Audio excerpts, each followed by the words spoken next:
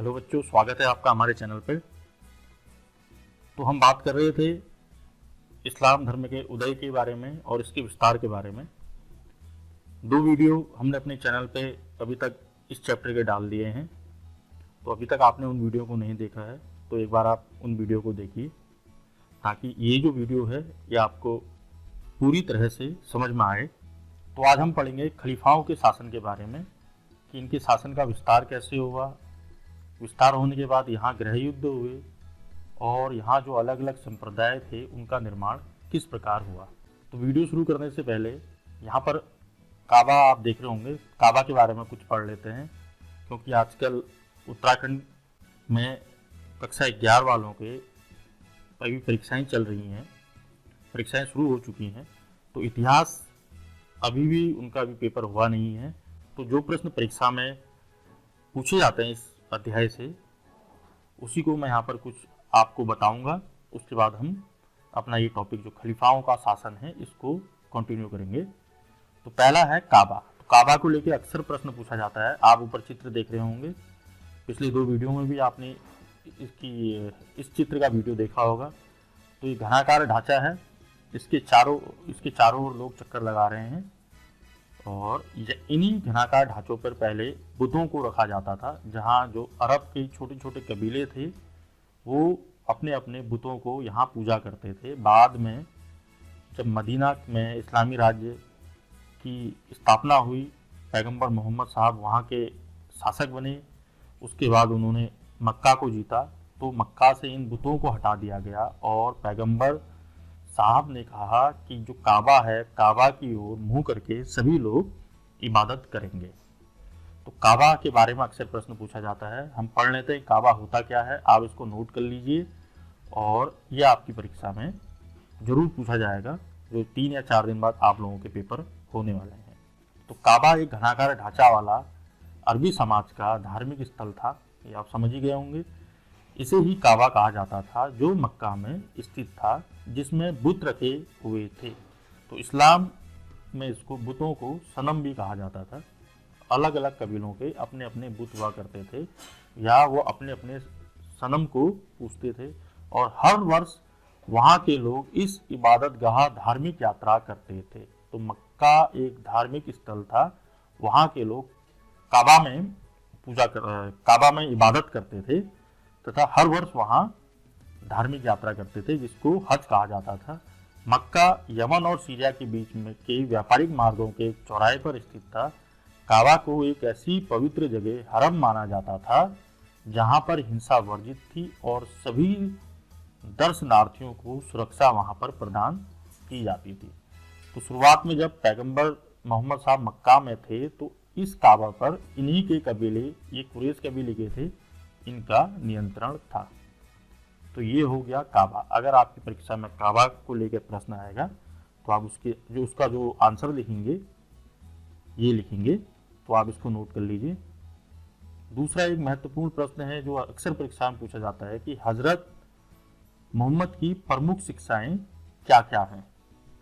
तो ये शिक्षाएं बताने से पहले हम कुछ मोहम्मद साहब की ने जो ये बातें कही थी उसके बारे में कुछ जान लेते हैं। तो मोहम्मद साहब ने जब इस्लाम धर्म का प्रचार किया तो उन्होंने जो इनके अनुयायी थे, जो जिन्होंने बाद में इस्लाम धर्म को अपनाया, उन्होंने कहा कि आदेश दिया कि इस्लाम धर्म के जो अनुयायी हैं उनको केवल एक अल्लाह को ही मानने का आदेश दिया, कि इस्लाम धर्म में केवल एक अल्लाह होगा। यानी बहुदेववादी जो पहले अरब के लोग थे उन्होंने उसका विरोध किया और केवल एक ईश्वर, एक अल्लाह की उन्होंने बात की। दूसरा, इन्होंने मूर्ति जो पूजा थी, मूर्ति पूजा का विरोध किया पैगंबर मोहम्मद साहब ने, और अपने अनुयायियों को उन्होंने शिक्षा दी कि आपस में भ्रातृत्व की भावना और नैतिकता पर इन्होंने बल दिया। अपना नैतिक स्तर, लोगों ने जो इस्लाम धर्म को मानते हैं, इन्होंने अपना नैतिक स्तर ऊंचा उठाना है और अपनी माता पिता के प्रति भक्ति और दानशीलता, जो गरीब लोग हैं उनके प्रति दानशीलता का भी इन्होंने उपदेश दिया था। पैगंबर मोहम्मद साहब ने ये भी कहा कि जो सच्चा मुसलमान है वो अल्लाह पर विश्वास करेगा तो वो जन्नत जाएगा। अगर वो मूर्ति पूजा करेंगे तो नरक या दोजख की आग में जलेंगे। मोहम्मद साहब ने मुसलमानों से कहा कि शराब नहीं पीनी चाहिए, उन्होंने इसको भी बुरा बताया। और इस्लाम के अनुयायी हेतु मोहम्मद साहब ने उन 5 जो कर्तव्य थे उसके बारे में लोगों को बताया, जो लोग इस्लाम धर्म मानते थे। तो वो जो 5 कर्तव्य थे, वो जो 5 शिक्षाएं थी, अब हम उसकी बात करते हैं। तो मोहम्मद साहब ने कहा कि प्रत्येक मुसलमान को इस बात में विश्वास रखना चाहिए कि अल्लाह एकमात्र पूजनीय है और पैगंबर मोहम्मद उसके पैगंबर हैं। दूसरी शिक्षा थी प्रत्येक मुसलमानों को दिन में 5 बार नमाज अदा करना अनिवार्य है। तीसरा, निर्धनों को ज़कात एक प्रकार का दान देना चाहिए। दानशीलता की बात कह रही थी मोहम्मद साहब ने, तो वहां पर ज़कात निर्धनों के लिए बता दिया, ज़कात यानी उनको दान देना जरूरी है। चौथी जो शिक्षा थी उनकी कि इस्लाम धर्म को मानने वाले को रमजान के महीने में रोजे रखना चाहिए। और जो सबसे लास्ट इनकी शिक्षा थी वो थी प्रत्येक मुसलमान को अपने जीवन काल में एक बार काबा की हज यात्रा अवश्य करनी चाहिए। जो मक्का में है काबा, वहाँ पर एक बार अपने जीवन काल में काबा की वो लोग यात्रा करेंगे। तो प्रश्न पूछा जाएगा कि मोहम्मद साहब की प्रमुख शिक्षाएं क्या हैं। तो आप मोहम्मद साहब की जो शिक्षाएं हमने आपकी स्क्रीन में दिख रही है, इसको नोट कर लीजिए और इसको आप अपने आंसर पे लिख लीजिए। आगे बढ़ते हैं। अब हम आते हैं अपने टॉपिक की ओर, खलीफाओं के शासन। तो खलीफाओं का शासन शुरू करने से पहले आप जान लीजिए कि खिलाफत क्या है और किस प्रकार खिलाफत ने खलीफाओं के शासन को आगे बढ़ाया। तो यहीं से एक प्रश्न निकल कर आता है कि पैगंबर मोहम्मद साहब की मृत्यु कब हुई। तो यहाँ पर लिखा है सन 632 ईस्वी में पैगंबर मोहम्मद साहब का देहांत हो गया। तो प्रश्न आपको एक प्रश्न यहाँ से मिल जाएगा, इसका आंसर 632 ईस्वी हो गया। तो खिलाफत की शुरुआत, खिलाफत का अर्थ क्या है, कई बार परीक्षा में पूछा जाता है कि खिलाफत का अर्थ क्या है। तो जब पैगंबर मोहम्मद साहब का देहांत हो गया तो जो अगला पैगंबर था उनकी वैधता के अभाव में जो मदीना और मक्का में जो राजनीतिक सत्ता थी वो उम्मा को अंतरित कर दी गई। उम्मा किसी कहते हैं, ये हमने अपने पिछले वीडियो में बता दिया है, उसका लिंक मैं आई बटन में दे दूंगा, आप वहां जाके उस वीडियो को देख सकते हैं। इस प्रकार खिलाफत संस्था का आरंभ हुआ। मतलब सीधे सीधे पहले जो राजा थे जिन्होंने राज किया, इस्लाम धर्म के प्रथम जो राजा थे वो थे पैगंबर मोहम्मद साहब, जिन्होंने मदीना और मक्का पे अपना नियंत्रण किया। उनकी मृत्यु के पश्चात कोई जो पैगंबर अगला नहीं हुआ, तो जो राजनीतिक सत्ता थी वो उम्मा को अंतरित कर दी गई। इस प्रकार खिलाफत संस्था का आरंभ हुआ और समुदाय का नेता पैगंबर का प्रतिनिधि अर्थात खलीफा बन गया। तो देखिए यहाँ पर पैगंबर नहीं कहा, जो समुदाय का नेता बना उसको पैगंबर नहीं कहा, क्योंकि पैगंबर केवल मोहम्मद साहब थे। इनके बाद जो इनके प्रतिनिधि बने उसको खलीफा कहा जाने लगा। अब खलीफा के 2 उद्देश्य थे। पहला, कबीलों पर नियंत्रण कायम करना, जिससे मिलकर उम्मा का गठन हुआ है। तो शुरुआती वीडियो में हमने पढ़ लिया था कि अरब देश में छोटे छोटे कबीले थे जिनको एक साथ जोड़ के मोहम्मद साहब ने उम्मा का निर्माण किया था। दूसरा, राज्य के लिए संसाधन जुटाना, संसाधन मतलब धन। तो धन ये एक तो ज़कात नामक कर लेते थे, दूसरा नकली स्थानों पे छापा मार के उस समय ये लोग धन एकत्र किया करते थे। बात करते हैं कि पहले 4 खलीफा कौन कौन से हुए और इनके नाम क्या थे, इनका शासनकाल क्या था। तो पहले जो 4 खलीफा हुए, इसमें जो पहले खलीफा थे वो थे हजरत अबू बकर। इन्होंने 632 से पैगंबर मोहम्मद साहब के देहांत के बाद 632 से 634 ईस्वी तक इन्होंने शासन किया। खलीफा ये बने और उम्मा के खलीफा ये बने और राजनीतिक सत्ता इनके हाथ पे रही। दूसरे थे हजरत उमर, 634 से 644 ईस्वी तक ये खलीफा रहे। तीसरे जो खलीफा थे वो थे हजरत उस्मान। इन्होंने 644 से 656 ईस्वी तक शासन किया। और जो चौथे खलीफा हुए वो थे हजरत अली, इन्होंने 656 से 661 ईस्वी तक शासन किया।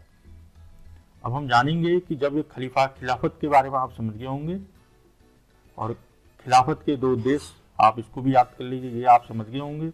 और जो पहले 4 खलीफा थे इनके बारे में मैंने आपको बता दिया है, ये भी आप नोट कर लीजिए, ये भी पूछा जाएगा आपसे परीक्षा में। तो किस प्रकार इन खलीफाओं ने जो इस्लाम धर्म था, जो इनका शासन था इस्लाम धर्म का, किस प्रकार उन्होंने विस्तार किया, विस्तार होने के बाद वहाँ पर जो गृह युद्ध हुआ वो क्यों हुआ, और किस प्रकार बाद में अलग संप्रदायों का निर्माण हुआ, ये हम पढ़ेंगे। तो शुरू करते हैं खलीफाओं के शासन का विस्तार। तो खलीफाओं के शासन में सबसे पहले हम बात करेंगे पहले खलीफा हजरत अबू बकर के बारे में। तो खलीफाओं के शासन के विस्तार के बारे में हम पढ़ते हैं। तो यहाँ हम पहले बात करेंगे पहले खलीफा हजरत अबू बकर के बारे में। इनका जो शासनकाल था वो 632 ईस्वी से 634 ईस्वी तक रहा, पैगंबर मोहम्मद साहब की मृत्यु के पश्चात। तो अबू बकर जो थे ये पैगंबर मोहम्मद साहब के मित्र थे, दूसरे मोहम्मद साहब के ये ससुर भी थे, मित्र और ससुर ये दोनों ही थे, क्योंकि मदीना में पैगंबर मोहम्मद साहब ने बहुत सारी शादियाँ की। तो अबू बकर की बेटी से भी पैगंबर मोहम्मद साहब ने शादी की, जिस कारण से ये पैगंबर मोहम्मद साहब के ससुर हो गए। दूसरा ये इनके अनुयायी तो थे ही और साथ में इनके मित्र भी थे। तो 632 में जब पैगंबर मोहम्मद साहब का देहांत हुआ, उसके बाद खिलाफत की संस्था का निर्माण हुआ और हजरत अबू बकर पहले खलीफा बने। हजरत अबू बकर एक सच्चे मुसलमान थे और इन्होंने जो पैगंबर मोहम्मद साहब का जो स्वप्न था इस्लाम धर्म का प्रचार प्रसार करना, उसका बीड़ा हजरत अबू बकर ने उठाया।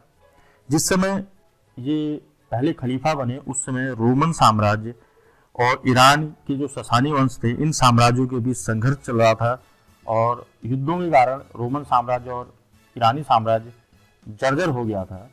रोमन और ईरानी आपस में युद्ध कर रहे थे, युद्ध होने के कारण ये दोनों साम्राज्य जर्जर हो गए थे।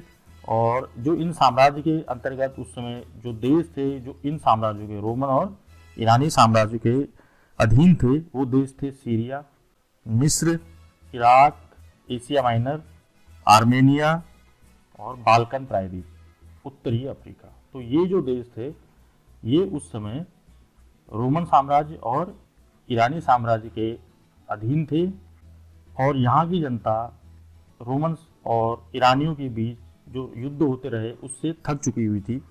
बाद में जो पश्चिमी रोमन साम्राज्य था उसका पतन हो गया, ईसाइयों के बीच में अत्यधिक धार्मिक मतभेद हो गए। लेकिन चीन में इस समय तांग वंश का शासन था, तांग वंश चीन में शासन था। दूसरा भारत में हर्षवर्धन, सम्राट हर्षवर्धन का जिस समय खलीफा बने उस समय शासन था। तो ये दोनों देश उस समय उन्नत थे। जिस समय अबू बकर पहले खलीफा बने तो चीन और भारत उस समय उन्नत थे, लेकिन जो शक्तिशाली रोमन साम्राज्य था और जो ईरानी साम्राज्य था वो आपस में ही युद्ध के कारण इनकी हालत खराब हुई। खराब होने के बाद स्थिति जर्जर हुई। जर्जर होने के बाद रोमन साम्राज्य और ईरानी साम्राज्य का पतन हो गया। तो अबू बकर केवल 2 साल के लिए ही 632 से 634 ईस्वी तक इन्होंने शासन किया। अपना खलीफा बनने के बाद इन्होंने पूर्वी और पश्चिमी जो रोमन साम्राज्य है, पूर्वी पश्चिमी रोमन साम्राज्य और इसके अलावा जो ईरानी साम्राज्य था, इन दोनों साम्राज्यों की स्थितियां उस समय इतनी अच्छी नहीं थी कि वो इस्लामी राज्यों के साथ युद्ध कर सके। तो इस्लामी जो राज्य थे, जो मक्का का राज्य था, तो इन इस्लामी राज्यों को इन दोनों राज्यों पर कब्जा करने के लिए मौका मिल गया, क्योंकि ये इस्लाम के विजय के अनुकूल उस समय वहाँ की परिस्थितियाँ हो गई थी पश्चिमी और ईरानी साम्राज्य की। और मोहम्मद साहब ने अपने जो शब्द कहे थे उससे जो मुसलमान थे इनके अंदर आत्मविश्वास साहस और जोश बिल्कुल मुस्लिमों के अंदर भर दिया था। उनके शब्दों जो उन्होंने शुरुआत की थी इस्लाम धर्म की, वहां से या जो शिक्षा दी थी, तो इन्होंने इस्लामिक तलवार को लेकर विश्व विजय की ओर ये लोग चल पड़े। यानी कि पूरे विश्व में को एक अल्लाह की सत्ता इन्होंने जो प्रण किया, जो इन्होंने ठाना मुस्लिम वर्ग ने, कि उन्होंने कहा कि विश्व में केवल एक अल्लाह की ही सत्ता स्थापित होगी। उसके लिए ये लोग पश्चिमी रोमन या पूर्वी रोमन और ईरानी साम्राज्य की ओर चले गए। जब एक अल्लाह की स्थापना के लिए ये लोग विश्व विजय के लिए निकले, तो अरब सेना ने खालिद के नेतृत्व में रोम को परास्त कर दिया और दमिश्क पर अपना अधिकार कर लिया। इस प्रकार जब दमिश्क पर इस्लामी सेनाओं का या इस्लामी राज्य का शासन हुआ, तो इतिहास में पहली बार रेगिस्तान के जो अरब कबीले के लोग थे, जो अरब वासिंदे थे, ये इन्होंने रोम जैसे जो समृद्ध था, रोम एक समृद्ध था, संस्कृत राज्य था, उसके एक भाग पर दमिश्क पर उन्होंने शासन कर लिया और उनको वहां शासन करने का मौका भी प्राप्त हुआ। और इसी के बगल में जो फिलिस्तीन था, वहां पर भी अरबों का धीरे धीरे कब्जा हो गया। 639 ईस्वी में नाहबंद के युद्ध में इन्होंने ईरान को भी परास्त कर लिया। और जो ससानी वंश के अंतिम जो राजा थे, इस युद्ध के बाद जो ससानी वंश के अंतिम राजा थे शाह याजगर्द तृतीय, ये अरबों से अपनी जान बचाकर भागने को मजबूर हुए। रोमन साम्राज्य के संपर्क में आने पर संघर्षशील जो ये अरब कबीला था, जो ये मुस्लिम लोग थे, ये जो पहले से सादगी भरे जीवन के साथ अपना जीवन व्यतीत करते थे, इनके जीवन में ये लोग जब रोम साम्राज्य के वहां के वासियों के निकट आए, क्योंकि दमिश्क में इनका शासन हो गया था, तो इनका जो जीवन था, इनके जीवन में सादगी के स्थान पर विलासिता का दौर शुरू हो गया। जहां पहले मुस्लिम लोग सादगी से रहा करते थे, इनके जीवन में विलासिता का दौर शुरू हो गया। अबू बकर के बाद जो दूसरे खलीफा बने, वो उन खलीफा का नाम था हजरत उमर, और इन्होंने 634 ईस्वी से 644 ईस्वी तक शासन किया। अबू बकर की तरह ही उमर भी जो पैगंबर मोहम्मद साहब थे, इनके ससुर थे, मोहम्मद साहब के ससुर। अबू बकर भी मोहम्मद साहब के ससुर और मित्र थे। दूसरे जो पैगंबर थे उमर, ये भी मोहम्मद साहब के ससुर थे, क्योंकि इनकी जो लड़की हुई या जो अबू बकर की लड़की हुई, उन दोनों से ही पैगंबर मोहम्मद साहब ने शादी की थी। तो अबू बकर के पश्चात इस्लाम के जो दूसरे खलीफा बने खलीफा उमर जिस समय खलीफा बने, उस समय इस्लाम का जो शुद्ध रूप था, जो धार्मिक रूप था, जिसकी स्थापना मोहम्मद साहब ने की थी, जो बाद में रोमन साम्राज्य के संपर्क में आने से पहले तक जो धार्मिक लोग थे, वो पूर्ण रूप से लुप्त हो चुका था। धार्मिक रूप पूर्ण रूप से लुप्त हो गया था और इनकी केवल एक अब इच्छा रह गई थी कि विश्व विजय, ये पूर्ण रूप से विश्व विजय का सपना देखने लगे। और एक विश्व विजय का सपना देखने वाला एक जबरदस्त जो सैनिक संगठन, मजबूत सैनिक संगठन का इनका रूप में परिवर्तन हो गया कि विश्व विजय करके इस्लामिक तलवार के अंतर्गत पूरे ही जो विश्व में है केवल एक अल्लाह की सत्ता ही स्थापित की जाए। तो हजरत उमर ने अपने जो योद्धा थे, जो इस्लामिक योद्धा थे, उन्होंने इस्लाम के नाम पर मर मिटने के लिए और दुनिया में पैगंबर का धर्म फैलाने के लिए बीड़ा उठाया और 644 ईस्वी तक इन्होंने शासन किया। 644 ईस्वी में एक ईरानी दास ने अपने परिवार और अपनी जाति पर किए गए अत्याचारों का बदला लेने के लिए दूसरे खलीफा हजरत उमर की हत्या कर दी, जिसके बाद इस्लामी सेना ने संकल्प लिया कि वो जो ईरान का जो धर्म है ज़राथुस्त्र, उसको पूर्ण रूप से खत्म कर देंगे। ये उन्होंने संकल्प लिया अपने खलीफा की मृत्यु होने के बाद, और काफी हद तक उन्होंने इस पर सफलता भी पाई। इस्लामी सेना ने इस पर सफलता भी पाई, काफी कत्लेआम इन्होंने मचाया और काफी ईरानियों को इन्होंने उस समय मौत के घाट उतार दिया। तो आज के इस वीडियो में हमने 2 खलीफाओं के शासन के बारे में पढ़ा। आने वाले अगले वीडियो में हम जो 2 और अन्य खलीफा हैं उनके बारे में पढ़ेंगे और कैसे उम्मैद वंश का शासन उसके बाद आया, खलीफाओं के शासन के बाद उम्मैद वंश का शासन आया, उसके बारे में हम पढ़ेंगे, क्योंकि आज का वीडियो कुछ ज़्यादा लंबा हो गया है। तो जो आज की वीडियो में हमने बात करी है, तो जो शुरुआत में मैंने आपको बताया काबा, मोहम्मद साहब की शिक्षाएं, खिलाफत, इनके बारे में जो हमने बात करी है, उनको अपनी कॉपी पे ज़रूर नोट करिए, क्योंकि आगे आने वाले पेपर में ये जो प्रश्न है आपसे पूछे जा सकते हैं। तो मिलते हैं अपने अगले वीडियो में। धन्यवाद।